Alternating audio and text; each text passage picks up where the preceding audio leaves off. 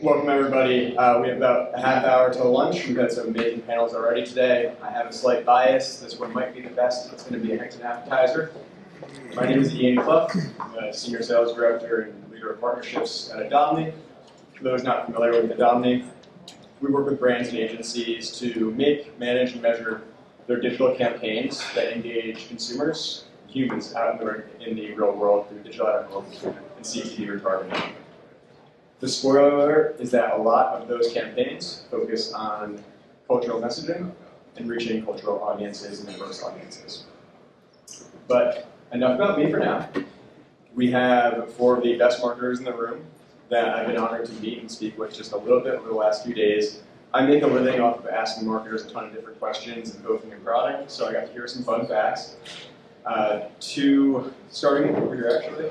Abel Flint, we have the VP of Brand Marketing for JPMorgan Payments, focused more on the B2B side at JPMorgan Chase & Co. This past weekend, Abel completed his first half Ironman, so a lot of running, a lot of biking, a lot of swimming, and a whole half Ironman more than I have ever done, probably ever will. Beyond that, he's also biked from Boston to New York 2 times now, so a lot of athleticism already here. Next, we have Jennifer Hudson, the Smirnoff Vodka and brand trade market leader for Diageo, so thank you for helping host us. Jennifer is also a bit of a crazy person. She has, about 2 years ago today, hiked Mount Kilimanjaro, and I believe it was last year you mentioned you spent 10 days in Antarctica snow camping? Snow camping, polar plunging, all the things. Yeah. Extreme travel and adventure. I put on a jacket when it's 50 degrees out. Marlene, the Executive Director of Marketing at Estée Lauder, thank you for joining us as well. And spends her time sprinting across the globe. She's been to 50 countries in over 80 cities, really taking the idea of global marketing and taking advantage of it. And then Dan, last and certainly not least, Chief Growth Officer for TelevisaUnivision. Dan keeps things a bit more local. His fun fact is that this weekend up in Northwest Connecticut in Litchfield, he may have broken his ribs dirt biking. It's true. Dan, you're in our thoughts. We hope you're feeling No, I'm fine. That bar looks awesome right now. Only a few hours away. All right, so getting into the topic, cultural currency, strategies to remain relevant. For brands, cultural currency refers to the value of the gain from being relevant and resonant with a particular cultural context. It focuses on how well a brand aligns with current trends, societal values, and consumer, or as I like to call it, human emotions. Key aspects include authenticity, creative messaging, creative engagement, influencers and partnerships, and also whether we like it or not, a lot of times it does involve the bottom line. It's very common to see brands change messaging during tentpole events. Right now, right in the middle of Hispanic Heritage Month, we have the holidays coming up, and as someone who used to work at LinkedIn, I always think to June 1st when every company in the world coincidentally just changed their logo to a rainbow, and then on July 1st it goes away. But it's the brands and the marketers that focus on year-round authenticity, creative engagement and influence that truly flourish. They make that cultural currency with quite a high exchange rate, and they really remain relevant in the minds of the humans that they're looking to engage with at all times. So looking at strategies to remain relevant and align your campaigns with your brand values while still resonating with a variety of diverse audiences. It is 5 o'clock somewhere, namely in Diageo's London office in HQ. So Jennifer, I'll start with you. Jennifer, you've worked on a lot of exciting product launches. A few that you shared with me just the other day, I'd love to hear you talk about. You mentioned Smirnoff Spicy Tamarind product. And I'd love to hear about how you work to achieve balance between staying true to the classic Mexican roots while not alienating mass appeal that you're also looking to reach. Fantastic. So I was going to hold the bottle, but it's a little tough to do my and bottle at the same time. But you can take a look at it. But Spicy Tamarind is our favorite vodka. That's Mexican inspired. It's all about bringing the sweet flavor of tamarind where it meets a kick of spicy. And so to give credit to our team here, they've did a phenomenal job of really honing in to understand that childhood flavor and how to bring that to life in a liquid. And so I think the most important thing to think about when you think about doing things like this is that you have to be thorough end to end. So not only from the product development, all the way through the first time the consumer actually experiences your product. And I will say that we spent endless hours of really trying to understand the Mexican consumer, understanding the insights, how they celebrate, what is this taste profile supposed to be. When you do that, the sweet spot, as we think about being relevant to mass, is bringing that together. The good news is that we're in a place right now where that cultural dividing line is softening. So people are very open-minded of celebrating the gems of different cultures. So we have that to our advantage. So what we did here with Spicy Tamarind is we brought this gem from Mexico into the masses by making sure that we tapped into insights that we felt were very broadly appealing. So for instance, we learned that 70% of drinkers actually consider themselves spicy enthusiasts. So it's like, that rich nugget, how do we grab that? How do we run with it? And so you have the Mexican gem of Spicy Tamarind. We celebrate it. We're true to the roots.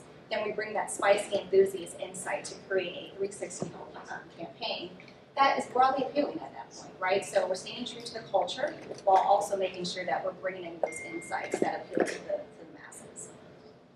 It's an amazing story and also some product I really want to try out. You have to try it. By far my favorite. So a Paloma or a Pina of Picante, we can serve you at the bar. I'm excited. I can imagine your cocktail skills are pretty strong.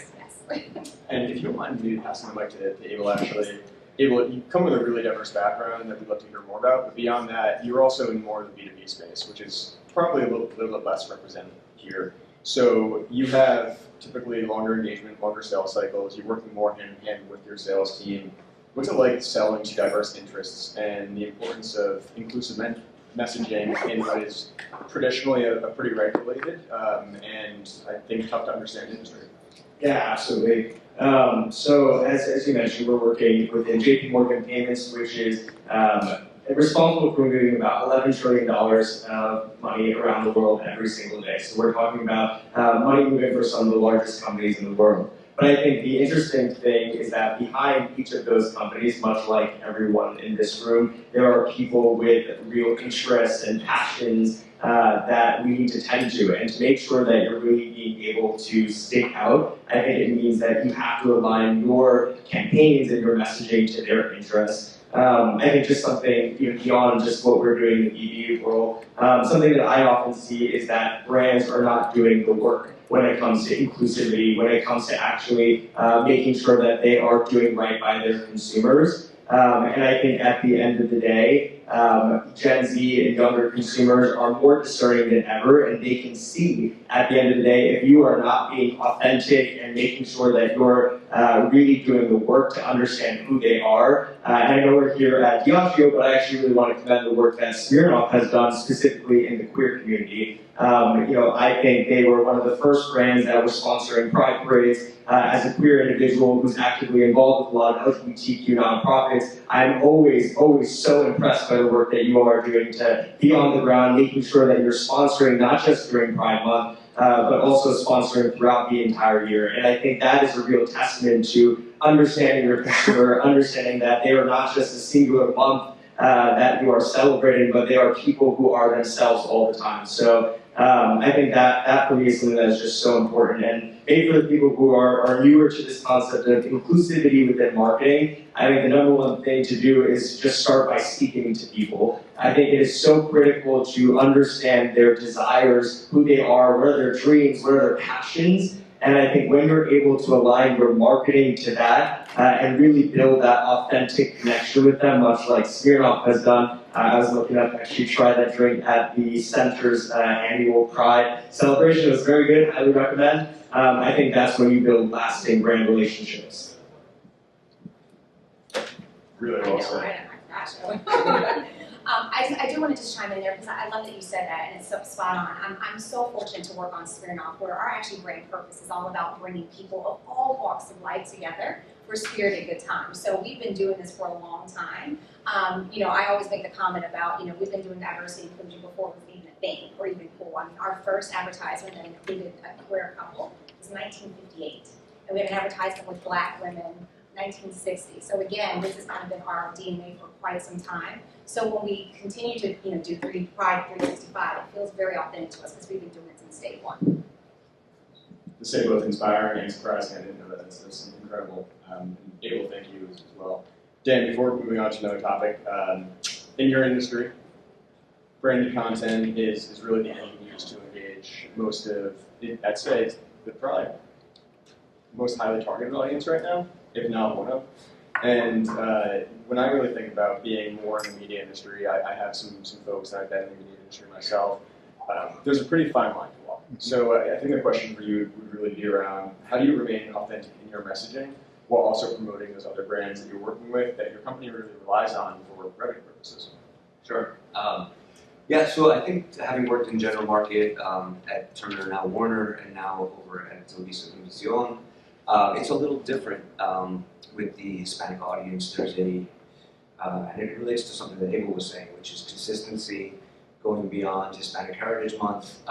Look, every brand has to start somewhere, and there's no kind of like cheering on a brand who's just getting started during Hispanic Heritage Month, because it's a journey, and we see all manners of that journey in our client profile. But the more advanced, the more successful marketers are on all the time, and are consistent in the community, and are well, the way I phrase it is we see about 87%, I think our last study was, of U.S. Hispanics say they're much more interested in brand loyalty, brands that are in their community on an ongoing basis, and that's a huge number. I mean, that is the growth engine of America right now. So it's pretty important. The reason I'm giving you guys that is there's always the balancing of the editorial side with the commercial side when you're doing anything in partnership with a brand and a publisher. And I don't want to say it matters less, it's just that fact is super salient. That in general, the audience is interested in brands that are interested in them, and that supersedes anything else, including, whereas when I was in general marketing, I was always hyper aware of that balance, like don't oversell, kind of be cool, be authentic. With this audience, yeah, you got to do that, but just being there is the first and most important part.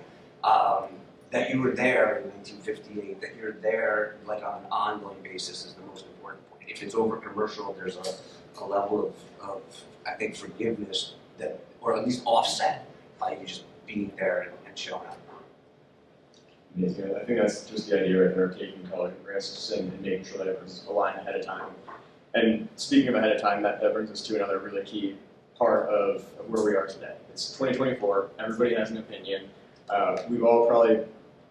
We've seen some really great campaigns already that really do champion culture and diversity.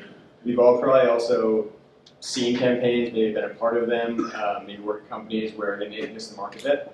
I was going to say a few examples. I took a list, or looked at the list ahead of time. I'm not going to yell at me during lunch.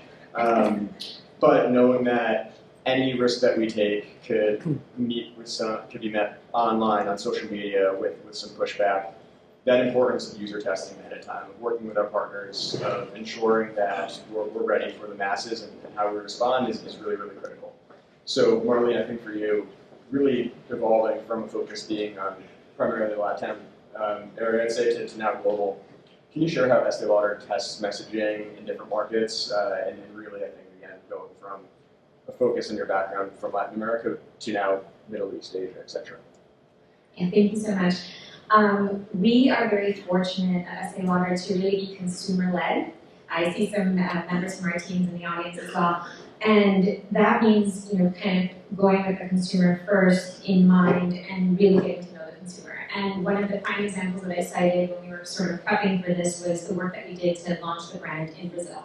So it's very rare that you get the opportunity to launch a brand that's quite as established as the Estée Lauder brand in a new market. And so we were venturing into Brazil, and it was really about understanding what's the vocabulary that that consumer uses to talk about beauty. How does she want to talk about aging? How does she want to talk about influencers and this kind of dialogue that she wants to have? Is it directly with the brand? Who does she trust?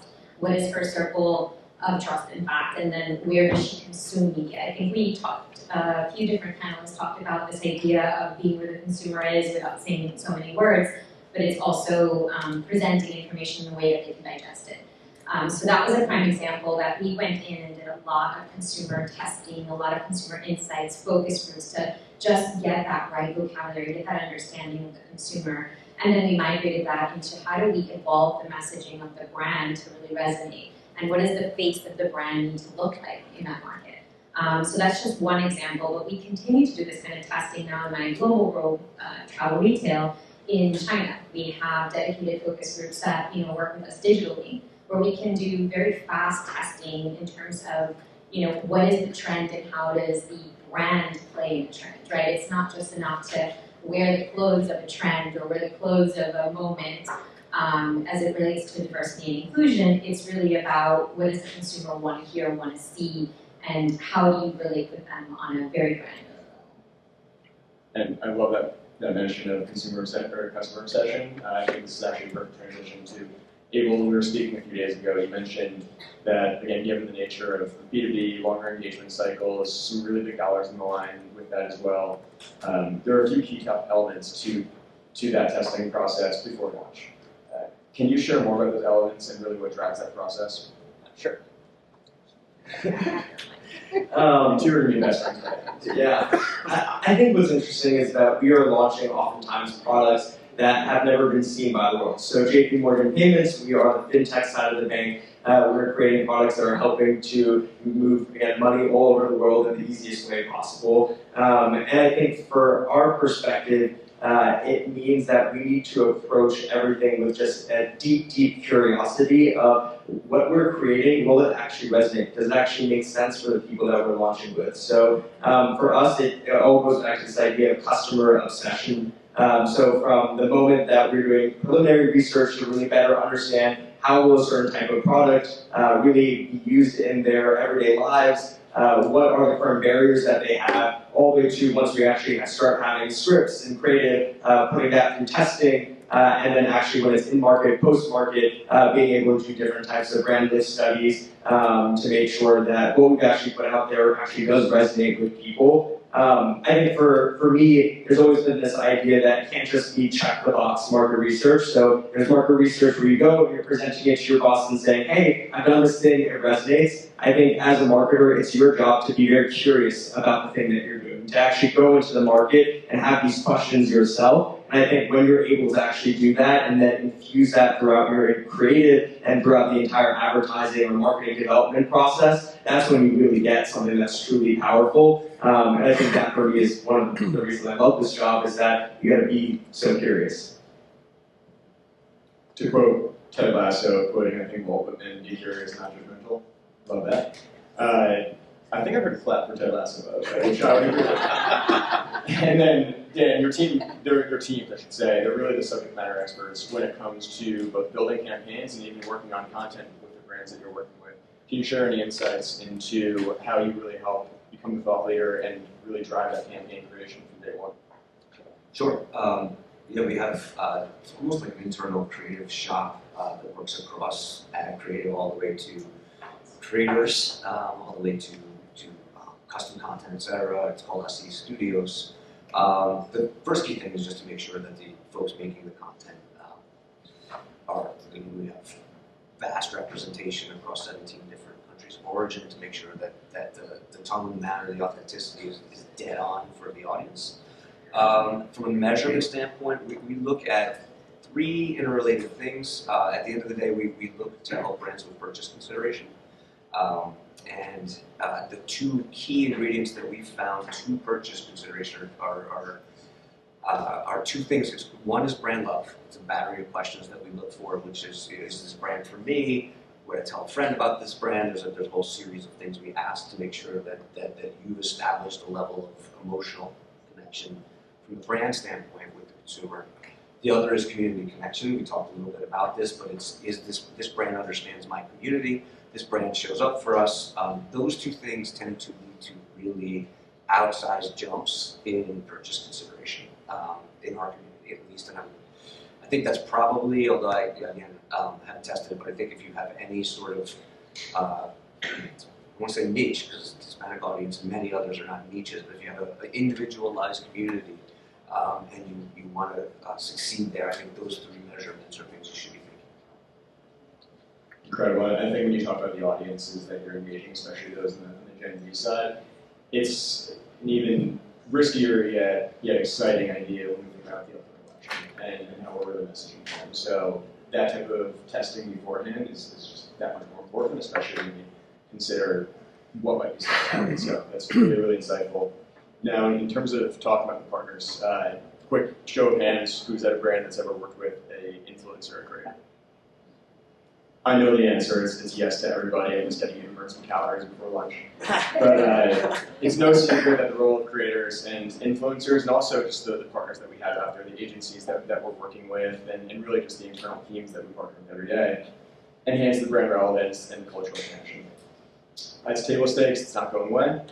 And with creators being an extension of your brand and your creative, similar to your messaging, it's important to select creators, influencers, and partners that really align with your brand values and most importantly can extend the brand in a way that you want it to be seen out there. So Jennifer, I believe starting with you, I'd love to hear more about your work collaborating with influencers for Smirnoff and really the variety of different products and SKUs that you have. And really beyond that, where do you see creative and influencer work going beyond the confines of the TikTok and Instagram Reels? Yeah, so my advice to my agency partners and my team, I always say find influencers that love us back, right? So I kind of think about it as a marriage. It's so easy to kind of find a talent or a celeb in terms of, oh, they check the box in terms of, they have this followership or, they've done a product like yours before.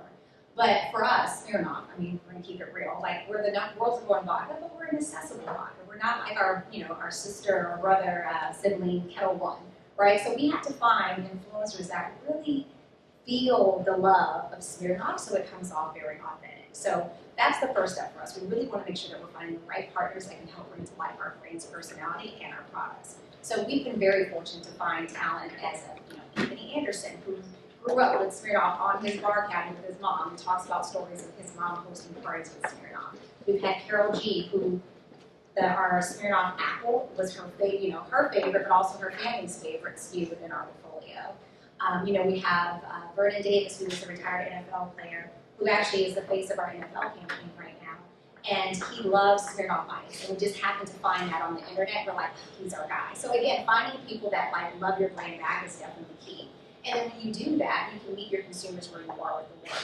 And so we find that we leverage our talent across all channels. So from showing up in our copy, as well as influencer events, shaking hands with retailers, our experiential where consumers are actually tasting the product. We try to find partners that are going to really go through the journey with us and show up at every touch point possible. And when you find the right one, they're willing to do that work with you. We've had the bad side where we found people that just wanted it to be very transactional, and we've learned from that. So we really, again, my feedback is always find the influencers that love you back, and that's when the magic happens. I also just love the idea of finding influencers online is already talking about you. That's just through recruiting, so that's incredible. And it's good to find, especially with Smirnoff, so it's always a very, very sweet spot when we do. Now, Marlene, you're at Estée. It'd be tough to go outside and ask somebody if they don't know Estée Lauder and find someone that says yes. That said, it's not the case in all areas of the world. So when we think about really balancing the markets where you have that channel relevancy, that channel awareness, and then going to markets where Estée might not be number one, really how do you go about that process and how do you work with partners in those emerging markets to really take what is such a big global brand and make it local? That's a great question, and I think something as I hear authenticity thrown around the room a lot today, to me it's something you cannot purchase. You cannot buy into it. You can't work with enough creators to give you that authenticity. It has to be really part of your DNA, the creator's DNA, and the messaging that you're putting out. In terms of the Estée Lauder branding, I can cite a couple of examples that we've gone into markets, and I can think of markets like India where we've really broken through in a way that, yes, this is a very large-scale, aspirational, international brand, but what's the local relevancy that we can bring to that market? And it's using local faces. And one of the key things that as we go into any emerging markets or otherwise, it's really finding what it is that is going to resonate with that consumer. And I think, coming back to local faces being one of them, the other thing is how do they participate in community and how do they receive messaging? I think, we might be used to going into Instagram or something like this in the Western markets, but as we break into new markets, what is their version of that? What's their version of their communication platforms that you need to be on? And so it's, again, being relevant both in the messaging, the space, and with the consumers themselves. And a great transition right there, I'd say, Dan, with the audiences that you're engaging with, I think Gen Z is the one that everyone's still trying to figure out and constantly will. How are you really tailoring your content to reach them in the right places and make sure that the influencers that you mentioned you work with, who were speaking earlier on, are really conveying the message that you want in a way that relates to them as an extremely unique audience? Sure. Yeah, with respect to Gen Z, it's Hispanic is about 30% of Gen Z, but I think punches even above that weight with cultural influence, as evidenced. And in music, in everything. So the way we sort of look at helping brands on the creative front is to sort of go beyond fun. So there's lots of brands are really generally getting much better at finding the right talent, especially in general market, at finding the right folks to speak for them and who love their brand back, which is a great point. I love that. They need help in with Latino influencers and creators, and then those creators and creators in general need help getting beyond the phone. So I think that giving them a bigger stage, for example, we have Latin Grammy coming up, which is a giant event. It will happen in Miami next month. Is it October? Today's October 1st, right? So it's November.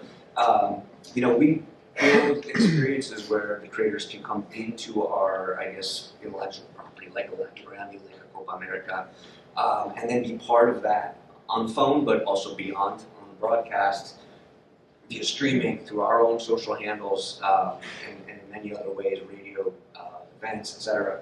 And by creating that opportunity for creators to have a bigger stage, the brands have a bigger stage as well, and it all kind of comes together quite well. We'll do something called Casa Creator, Square House, and that travels to our big events. It's consistent. It's a place where brands will activate, and you will be activating there, as well as Starbucks, many others, kind of PG, in that actual house, which is right next to the venue. The artists come through, and you have a big sort of opportunity for everyone to be more prominent and more heard and more authentic than in general. And I really just love the industry shift from influencers being those hundreds of thousands of millions of followers out there to everyone being a creator who can extend that brand message and finding them and really, I'd say, elevating them in front of the audiences just as much as those influencers do. We don't look for folks with just big followings that will hold up your product and talk about it. We look for folks who make things and can bring your product into that conversation and that making, and then we figure out how to make it bigger. I think that's I think brands are getting the hang of that as well. Yeah, I think to Jennifer's other point too, that's where you can really bridge the divide between the big people out there who really just treat things as transactional, to instead finding those who are just really passionate about the product or the message that you have and bringing it to the rest of their audience. And speaking of transactions, I won't make everyone do a show of hands if you've ever sold something in your life, because you'd be lying if you haven't. You've probably been in a boardroom where you've been asked to justify the investment towards a specific campaign. And maybe you're going to be battling cross-functional partners, sometimes maybe it's the CFO. It's equally important, but also difficult to track the ROI of a campaign that's focused more on cultural relevance. When looking at tools to evaluate success and getting sign-off from finance, I'd say a good closing question after really all panelists. I'd start, Jennifer, with you. Can you share any examples of tools used during or after launch of a new campaign that really justifies ROI, that allows you to go back and say, this is what we brought in, you did a great job, and let's do some more next year? Yeah, I think it goes back to, well, good news, we're going to get to a place where we don't even have to worry about that this is a multicultural focused initiative or not. But Spicy Tamarind is a great example where 3 or 4 years ago, it was deemed a Mexican-American product. And so we were selling in states that had that demographic. And we realized, it's bigger than that. Why would we just settle and just contain ourselves to these 4 or 5 states? And so to justify the investment of going bigger, that's how we tapped in to figure out how is this broadly appealing? What research do we need to do to understand does it go bigger than Mexican American? And we did focus groups. We did testing, the typical sensor and Kantar and so forth to figure out what is the appeal, the purchase intent across all groups. And then that's where we found that lovely sweet spot of the 70% of consumers resonate with spicy as a spicy enthusiast. So that data alone allowed us to open our box, right? And allowed us to go national and really have the data to back us up to say that people want this product, and it doesn't matter what state they're in, it doesn't matter their background, how can we make it appeal? So again, just kind of, figuring out what's that universal insight that can, span across, and making sure that whatever you're saying or offering, that it's, broadly appealing to the consumer base. Those are some of the most fun insights too, the ones that we didn't know about, but most of them work in our favor. I have no idea, and of course worked in our favor. Now, Abel, you might be working with some, again, more on the B2B side, some different cross-functional partners, maybe some of the sales folks that you're working with, and you want them to look great, and you want them to also love you more than anything. I think it's almost a thankless job at times, but can you share methods for measuring ROI in more of that B2B mindset, and what types of metrics that you might actually look at or test you might be running? Yeah, absolutely. I think there's just like a firm-wide mentality that finance is not your foe. I think oftentimes there's this idea that you're kind of at odds with your finance lead. You're asking them for more money, incremental spend, but I think your ability to actually bring them in earlier into the process and almost get their buy-in throughout, making sure that they feel like they are part of the decision making, you're not just going to them last minute and saying, hey, I need $500,000 to go do something, is really where you win. I think for us, again, the reality of B2B is that it's hard to attribute a lot of the things that you do. I think we're very lucky that we do have brand leaders and sales leaders across that do believe that investment in brand will help to smooth out the entire funnel and make it easier for people to go through. For us, what we do is obviously the micro indicators, our campaigns performing, but also doing brand list studies throughout most major initiatives, just to understand how are we shifting some of those brand characteristics and attributes, like do people think we're more trustworthy from seeing one of our programs? Do they think that we're a more innovative leader within the fintech space because of it? And I think all that combination of bringing your finance folks in earlier, as well as giving them the different tools to be an advocate for you, is always kind of the best way for us. I think that's a brand campaign right there. Finance is not your friend. All right, Ian. Yep. Last question. Cool. So, Marlene or Dan, similar questions. I'll leave it up to you. But Marlene, what I had was Estée, very similar, I'd say, to Jennifer's question. Looking at very exciting brand-led campaigns, but maybe how we can also face that back towards actual sales growth. And I feel like I'm standing between you and lunch, so I'll be very brief. I think one of the things that when we did the prep for this session, brands may look at cultural diversity initiatives or cultural relevancy campaigns as a moment in time. And I think within beauty, that's very different in the sense that it is intrinsic to our DNA.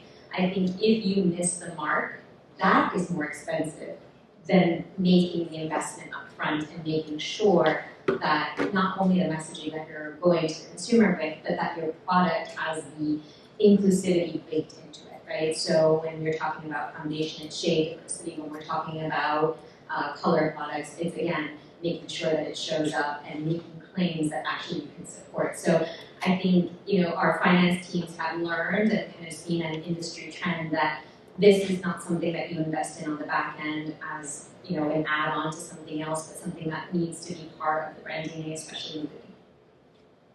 Incredibly well said, and I think that brings us to a good conclusion right there. There's so much that really leads towards successful cultural currency, whether it's brand authenticity, whether it's making sure that we're working with passionate partners and creators, and also from our cross-functional partners as well, really elevating them. So we don't have time for questions. They probably gave you all the answers anyways. They're really nice people. If you want to ask the questions at lunch, feel free. But beyond that, thank you again to everybody for joining. Thank you.